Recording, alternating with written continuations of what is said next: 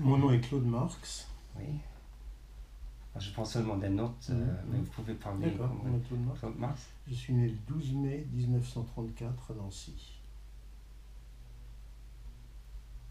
Et comment est-ce que, si on commence avec le 10 mai 1940, comment est-ce que vous avez vécu le début de la guerre ici? Où est-ce que vous étiez un peu Mes distrait? souvenirs, j'avais 6 ans le 10 mai 1940. Par conséquent, mes souvenirs de l'avant-guerre sont quelque peu flous, mais je me souviens parfaitement de ce jour du 10 mai 1940 où des torpilles sont tombées sur les bateaux qui étaient sur le canal, sur un canal près de Nancy. Le bruit était assourdissant et naturellement j'ai eu très peur. Mes parents exploitaient une boucherie rue Saint-Nicolas à Nancy. Et lorsque mon père avait été soldat dans l'armée allemande en tant que Lorrain durant la Première Guerre mondiale, et il avait suivi naturellement très attentivement l'évolution politique en Allemagne dans l'entre-deux-guerres, et il savait parfaitement qu'il fallait s'attendre à quelque chose de tragique après les préparatifs militaires de l'Allemagne. Donc nous étions pratiquement prêts. Mon père avait rassemblé du matériel, une voiture, et nous sommes partis vers le sud de la France, ceci non sans raison. Ce dont je me souviens, c'est que nous avons été mitraillés sur le plateau de Langres. Ma grand-mère s'était couchée sur moi parce que les Stuka bombardaient en piqué. Ensuite, nous avons été bombardés 2 fois, une fois à Bourges et une fois à Nevers. Dans l'une de ces 2 villes, nous étions réfugiés dans une cave et il y avait un hôtel à proximité. Lorsque nous sommes ressortis, l'hôtel avait disparu. Il n'y avait plus que de la poussière et des flammes. Et si je dis que nous étions partis vers le sud de la France, ce n'est pas sans raison. Nous avions quelqu'un de la famille qui avait une petite fabrique de chemises à Buzancais, qui est une petite ville du Berry, à proximité de Châteauroux. Lorsque nous sommes arrivés à Châteauroux, il y avait naturellement énormément de monde sur la route. C'était la débâcle, il y avait des voitures à cheval, il y avait des voitures, il y avait des gens à pied. Et de Châteauroux, nous avons gagné Buzancais, où nous avons réussi à trouver un appartement dans une petite maison, où nous étions toute la famille, c'est-à-dire des tantes, des oncles. Nous étions une bonne douzaine dans une petite maison. Ultérieurement, nous avons réussi à trouver quelque chose d'un peu plus grand. Mon père travaillait en tant que boucher, d'abord, dans une boucherie qui était la propriété de notre voisin. Et puis ultérieurement, il a travaillé un petit peu en tant que bûcheron, en tant que jardinier. Il avait emporté au départ de Nancy beaucoup d'outillage, ce qui lui avait permis de bricoler chez les voisins et pour nous-mêmes. À partir de 1943, la situation, puisque nous étions au départ en zone libre, mais à partir de 1942 en zone occupée, à partir de 1943, la situation est devenue beaucoup plus difficile.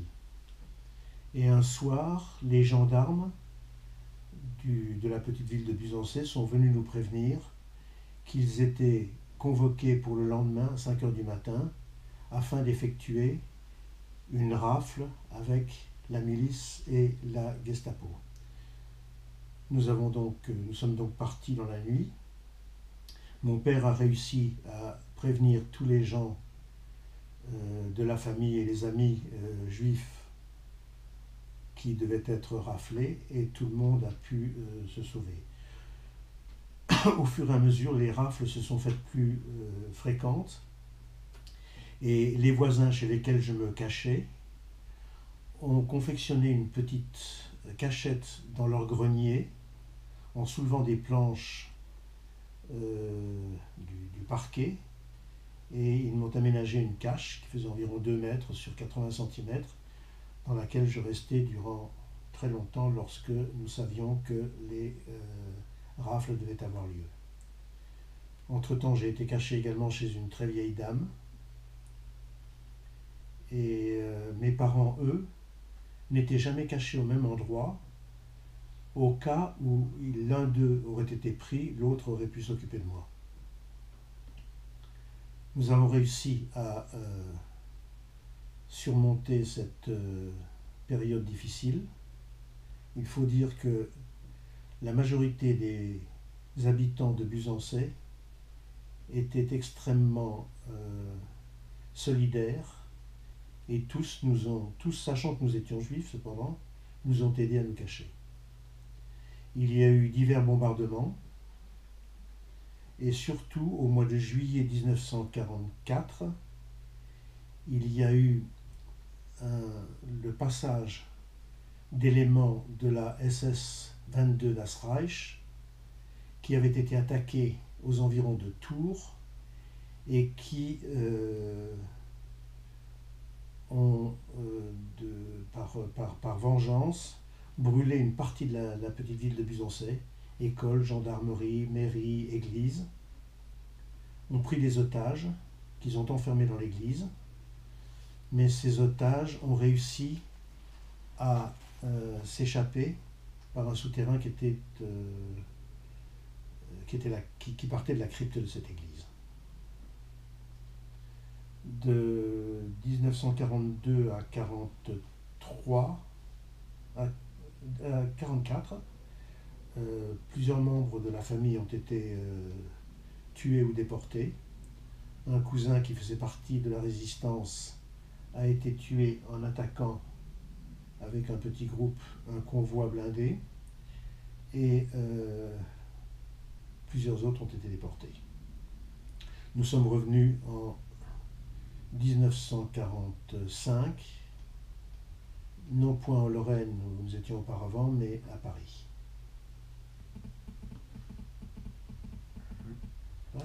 Oui, et comment après, comment vous êtes venu au Luxembourg? Est-ce que vous étiez seul enfant? J'étais enfant unique. J'étais enfant unique, donc j'étais très peu à l'école à Buzancais, puisque il y avait le CERAF et je ne pouvais pas fréquenter les établissements scolaires. J'ai été quelques années en 46, 7, 8 au lycée à Paris, mais j'en suis sorti à 15 ans et j'ai commencé à travailler à 16 ans. Quoi dire de plus? À l'âge de 20 ans, je suis parti en Algérie puisque nous étions recrutés pour la guerre d'Algérie. J'ai fait 27 mois et demi de service militaire, dont un peu plus d'1 an en zone opérationnelle en Algérie, à une époque où il n'y avait plus ni officiers ni sous-officiers. La majorité avait été tuée en Indochine, donc c'était une période extrêmement difficile. C'était d'autant plus difficile que c'était l'époque de la guerre c'était l'époque des restrictions d'essence, puisqu'il y avait ce conflit à Suez. Et bref, c'était une époque pas très facile.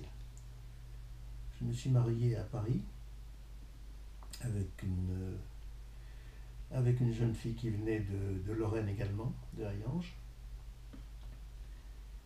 Et puis en 1967, j'ai eu une opportunité familiale de venir à Luxembourg et de m'installer dans un commerce de mercerie qui se trouvait dans la rue Philippe II. Ce n'est que beaucoup plus tard que j'ai pu découvrir, et c'est véritablement un hasard, que mes ancêtres étaient luxembourgeois. C'est-à-dire que mon arrière-grand-mère, mon arrière-grand-père s'étaient rencontrés à Luxembourg et s'étaient mariés à Luxembourg. Ma première femme est décédée en 1976. Entre-temps, j'ai fait plusieurs grands voyages avec quelques reportages en Amérique du Sud. Et puis en 1980, je suis parti, j'ai amené un petit groupe d'amis luxembourgeois et français dans l'Himalaya, au Ladakh et aux Zanskar. Et tout à fait par hasard, j'ai rencontré une jeune fille qui, elle, venait de Strasbourg, avec laquelle je me suis marié. J'avais eu 3 enfants auparavant, j'en ai eu encore 2. Voilà toute mon histoire. Et pendant la guerre, est-ce que vous n'avez pas risqué d'une fois d'être découvert de vos parents? Il n'y avait jamais un enfant ou... Si, mes parents ont été... ma mère, non, mais mon père, oui. Mon père était caché dans une ferme qui était tenue par un fermier polonais qui était venu dans les années 20 dans le Berry, qui avait épousé une Polonaise. Et cet homme extraordinaire a caché des nombreux résistants. Il servait également d'agent de renseignement à la résistance. Et mon père et mes oncles étaient cachés chez lui. Mais à plusieurs reprises, les Allemands qui avaient organisé des patrouilles dans le coin ont failli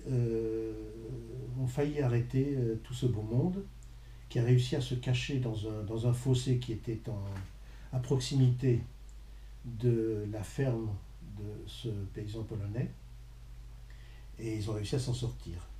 Ce que je dois encore raconter, c'est que ces gens qui m'ont sauvé, cette famille Perret de Buzancais, j'ai fait les formalités, j'ai effectué les recherches, j'ai fait les enquêtes nécessaires pour que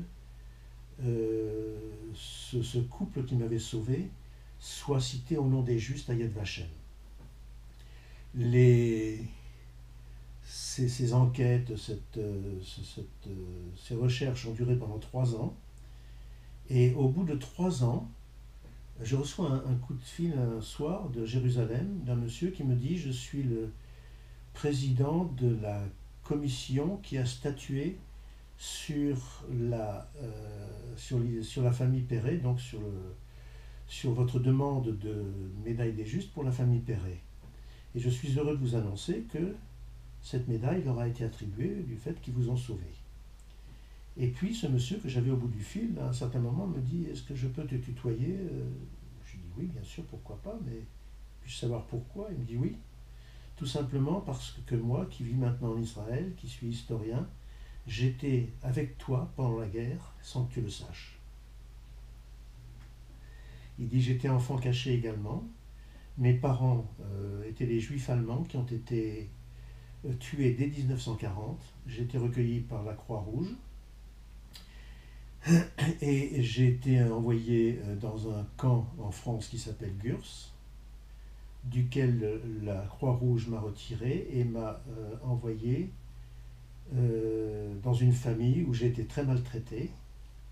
Donc ils m'ont retiré et ensuite j'ai été confié à une autre famille à Buzancais, sous un autre nom bien entendu que le mien. Et c'est cette famille qui m'a adopté et qui m'a sauvé. Et ce que je dois raconter également, ce sont des petits... C'est comment le nom? Il s'appelle Ehud Loeb. Ehud, H-U-D, Loeb. Et durant la guerre, il s'appelait Herbert Roger. Il avait pris le nom de cette famille. Et je suis toujours en relation avec lui. Et lorsque a eu lieu cette remise de la médaille des justes à mon ami Claude, puisque c'était lui qui était l'ayant droit de la famille Perret, ça a été une fête gigantesque à laquelle a participé toute la ville de Buzancais, ma famille et Ehud Loeb qui était venu d'Israël.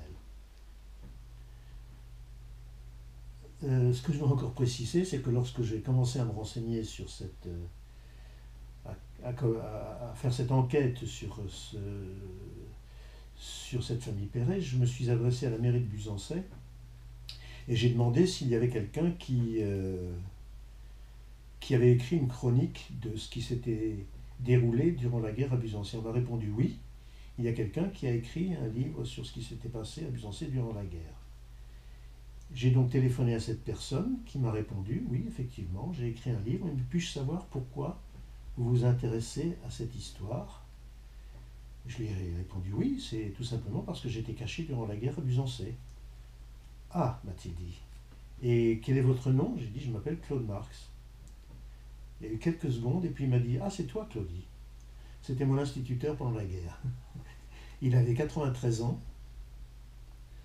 Ma femme et moi, nous avons attendu 2 jours, nous avons pris la voiture et nous sommes allés le voir à Busancé. Ça veut dire vous étiez quand même en cachette là, mais vous avez vous étiez allé quand même à l'école sous un autre nom ou, de 1940 à 1943, j'étais à l'école normalement. Sous un autre nom? Non, sous mon nom. Sous mon nom. Et le directeur savait que j'étais juif. Et c'était quelle école? C'était à Busancé? L'école de Busancé, oui, l'école de garçons. Il y a encore une école de garçons et une école de filles. Vous n'avez jamais eu peur qu'il y avait un... Si, bien sûr qu'on avait peur. Bien sûr qu'on avait peur, mais il n'y avait pas de Gestapo jusqu'à 1943. Ah, juste comme c'était on était zone libre jusqu'en oui. fin 42, il n'y avait pas de... Et en 43, vous êtes encore allé à l'école aussi? Au début 43, j'ai encore été à l'école. Et puis... Et après c'était fini. Quand eux, ils ont occupé la France libre, là, c'est fini. Oui, ah, ok. Et vous avez eu de contact avec vos parents pendant que vous étiez en oui. Ou est-ce que vous les avez vus? J'étais pas toujours caché. Oui. J'étais pas toujours caché. J'étais quelquefois avec les autres enfants. Oui, mais vous étiez quand même séparés de vos parents. Hein? Oui. Pas toujours. Pas toujours. Quelquefois j'étais avec mon père, quelquefois j'étais avec ma mère. Et c'était officiel alors? Là, on était dans un autre village. Ok. Là, on était dans un autre village qui s'appelait Tessot.